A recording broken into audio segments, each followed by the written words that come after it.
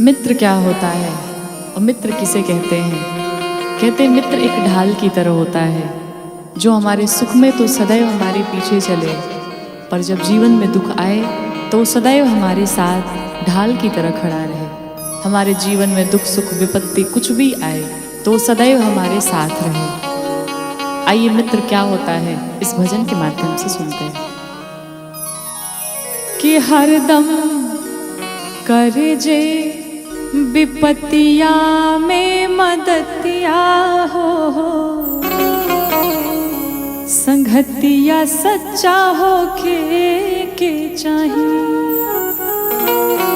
कि हरदम करे जे विपत्तिया में मदतिया हो, संगतिया सच्चा हो के चाहिए। हरदम करे जे विपत्तिया में मदतिया हो, संगतिया सच्चा हो के चाहिए। हरदम करे जे विपत्तिया में मदतिया हो, संगतिया सच्चा हो के चाहिए। मित्र सबका से बड़ दौलतिया हो, कि मित्र सबका से बड़ दौलतिया हो, संगतिया सच्चा हो के चाहिए। हरदम करे जे विपत्तिया में मदतिया हो, संगतिया सच्चा हो के चाहिए।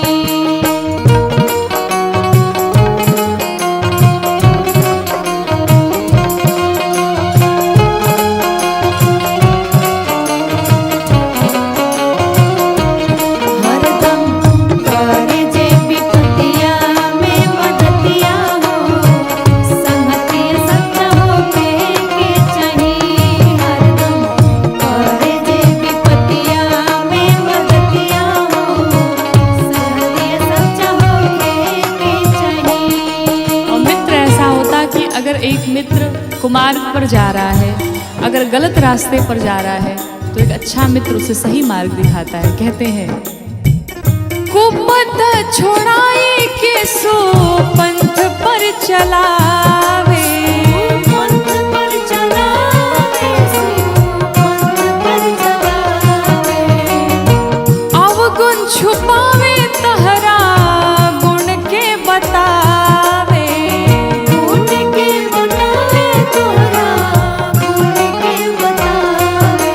हाँ, कुपथ छोड़ाई के सो पंथ पर चलावे, अवगुण छुपावे तहरा गुण के बतावे।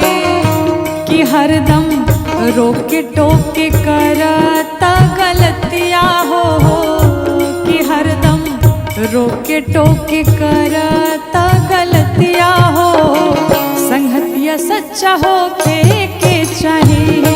हरदम करे जे विपत्तिया में मदतिया हो, संगतिया सच्चा हो के चाहिए। हरदम करे जे विपत्तिया में मदतिया हो, संगतिया सच्चा हो के चाहिए।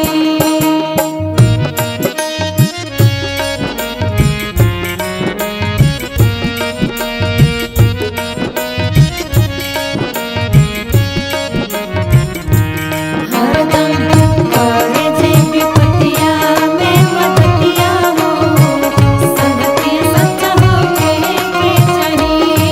हरदम करे जे विपत्तिया में मदतिया हो, संगतिया सच्चा हो के चाहिए। आपन पहाड़ लेखा दुख के धूर जाने, दुख के दूर जाने, दुख के दूर जाने। मित्र के छोटो दुख पर्वत माने। पर्वत माने, पर्वत माने। आपन पहाड़ लेखा दुख के धूर जाने, मित्र के छोटो दुख पर्वत माने। जे फतिया में धरावे लाहि मतिया हो, हतिया में धरावे लाहे मतिया हो, संगतिया सच्चा हो के चाहिए हरदम करे जे विपतिया में मदतिया हो, संगतिया सच्चा हो के चाहिए। हरदम करे जे विपतिया में मदतिया हो, संगतिया सच्चा हो के चाहिए।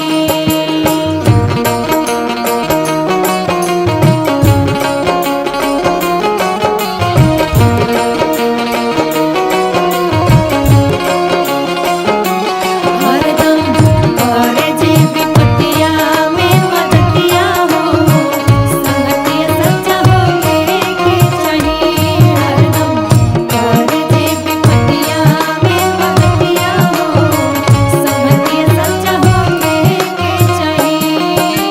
और कहते हैं मित्र ऐसा हो कि अपनी वस्तु हो तो वो अपनी ना समझे, वो अपने मित्र की ही समझे, और अगर मित्र की वस्तु हो तो वो भी अपनी ही समझे, कोई मन में शंका ना हो, कोई संदेह ना हो। कहते हैं देत लेत काबा होना शंका मन में करे, शंका मन में करे, शंका मन में करे। मित्र के मदति में हरदम तत्पारे, हरदम तत्पारे, हरदम तत्पारे।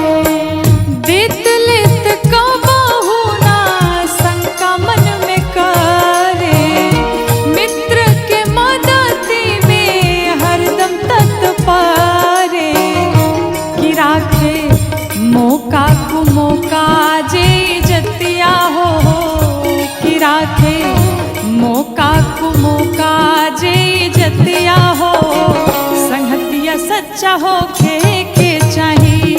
हरदम करे जे विपतिया में मदतिया हो, संगतिया सच्चा हो के चाहिए। हरदम करे जे विपतिया में मदतिया हो, संगतिया सच्चा हो के चाहिए।